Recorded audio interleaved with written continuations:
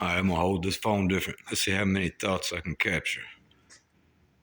I'm gonna start off by saying, you guys ever done a little model car when you were young? Well, these big cars are no different. Remember, they used to come with a little instruction sheet. It had step 1, step 2, step 3, and so on. Alright, I started thinking all this after I was out here today cleaning this glass. And I've been out here half a dozen times or more trying to think where to start on this car with interior parts. And every time I think about it, my conclusion is it's not ready for interior yet. There's things I can do, like last video I mentioned cutting the new boards for the door panels. Let's start with those for an example, since that has a little something to do with the windows being cleaned here. Excuse me. Here's what they look like at first.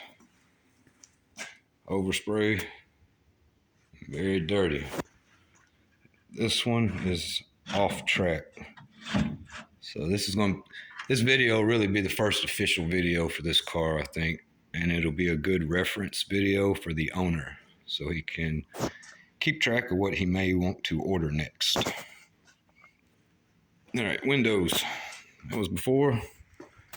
And this is after, I don't know, an hour or two of cleaning, scraping. I'll go ahead and throw some tips in this video too. Let's see, note. After I share some tips here, go over the alignment of these windows. Let's do that now. I'll forget. All right, you saw that was about a 1/4 inch off. 1/2 inch almost. So there's a lot of adjustments you can do on these windows. There's a striker right here. And that's on that 7/16 or 10 millimeter nut bolt. And that will adjust up and down, allowing this catch to hit at different points. That way this window can be up higher, lower, can be twisted forward, twisted back. There's another one on the front. It is up under here. It's a stopper. And there it is. Same for it. It can be adjusted too. But in order to get this adjusted at the right angle, there's other steps we have to do first. We can't just do that right now. We don't have the latches up here so that we can latch the convertible top down and pull it down into place. Really need the convertible top on first so all the material and weather stripping can give us the correct gap, the correct fitment. Then we need the seals, the weather stripping seals that the edges of this window go up into. That way I can adjust this. Rear window also has adjustments on it. You can adjust it up or down and determine the stopping point when you roll it up. So you want all that to line up and get a good seating. You want it to go up in that channel. So there you go. So like this one is right now, you would have water pouring in. So I can go ahead and roughly bring it up even with this glass because this one looks pretty close. May have to come down a little bit. But long story short, we need top on. We need latches secured, nice and tight. When I do the tops, it'll have new cables. This pulls the edge of the top real nice and tight above the window. Before the top goes on, it's one thing in front of another, in front of another. Really need this trim piece on. Some of this is rough. That almost cut me right there. That's very sharp metal. We don't want to put the new top rubbing up against this. We want the chrome trim to give us a nice round, smooth edge for that top to sit against real nice. Another step. This guy's mentioned repainting this. Now, if you're repainting it, you probably don't want the trim on there, right? Window sweepers here.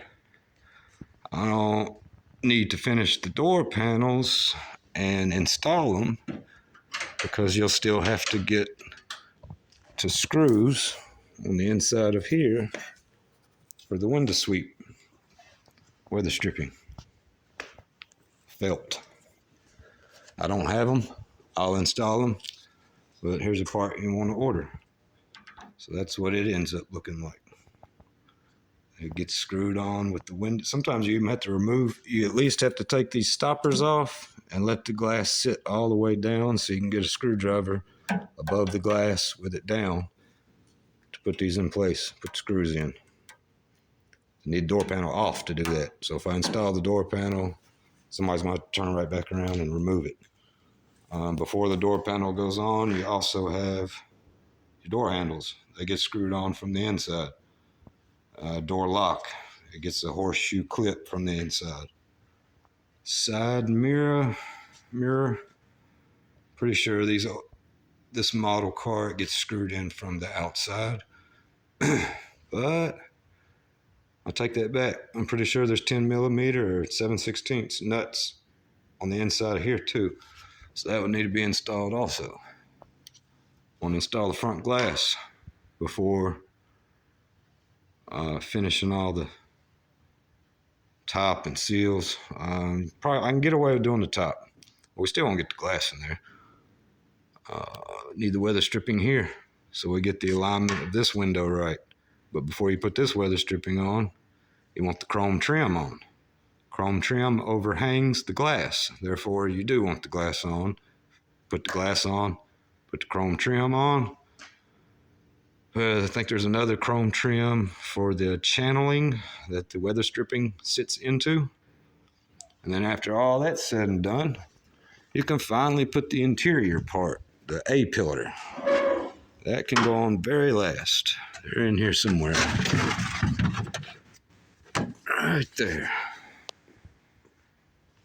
Oh, this might be at part 2, 3, and yeah, video 1, 2, 3.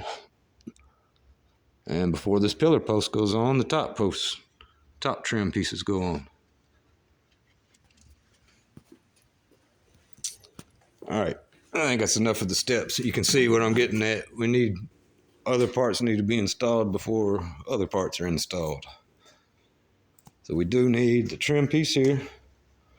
At least the outer, you might as well buy a whole kit that comes with the inner and outer window seal, window felt sweeper seal, which look like this. And here's the inners that were on the door panel. They look the same. These are crispy. It just fall apart. Right, there they are. So that kit's usually $100 for most cars, $99. Things have went up in the last few years or what, I'm sure. Tips on cleaning those windows. I know I love the Krug cutter. There was so much overspray, I used a razor. But when you use a razor and when you use steel wool, you got to keep the surface wet. Windex, some kind of cleaner. I'm using Krug cutter. The steel wool is number 0000. It's the finest you can get. Yep, a lot of elbow grease. Soaking it down. I'll put a little towel over the edge of the paint just to soak up anything and catch anything that falls and gets scraped off. Make sure I don't bump the edge with any tools. When I get close to the edge, I start using the steel wool.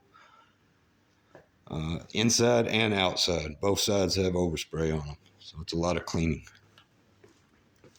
But boy, it sure makes a difference, doesn't it? Like night and day. And use that same method for chrome. Get it wet with Windex or Krug cutter or cleaner, and take the steel wool across the chrome. This had overspray and funk all over it. Cleaned up real nice. There's a few scuff marks in it. I've seen a lot of the chrome trim when it's left on the car and the car's being painted and body work and sanding done on it. People take the DA, the sander, electric sander, or even sandpaper, and they hit that chrome on accident. And it scuffs it up, scratches it up, something awful. This is so fine. If you keep the surface wet, it'll keep it from scratching. Don't use the coarse steel wool. That will scratch it. Oh, there was a bunch of other stuff. We're almost at 10 minutes. I'm going to call this part 1. Next part, we'll talk about some more on the inside. And I'll think about what I missed on this one. Start off from there. So I know we need wiring. We need duct work for AC, all that kind of stuff before we put a dash in here. Before I can put a carpet in, we need the wiring. Stereo wiring and factory wiring. Factory wiring for sure. You said you were going to put a new chrome or billet steering column. Might as well go ahead and do that now. It's not hooked up. I normally don't fool with stuff like that, but I'll drop it in there for you. There, I got it on video. You got to take care of me, but that's most of this I'm describing is really not an interior guy's job. But I've done just about everything you can think of to a car. I don't mind doing the extra stuff. I enjoy it. I enjoy putting pieces together correctly and nicely. I have a bad feeling to any time to cut corners. Never want to cut corners. All right, next video I need to talk about these panels. I have them ready here. There's a lot I can talk about on these. And then going in. And then what we need before we go in. Things like the hydraulic pump for the convertible top. The lines, the electric, all the above I mentioned earlier.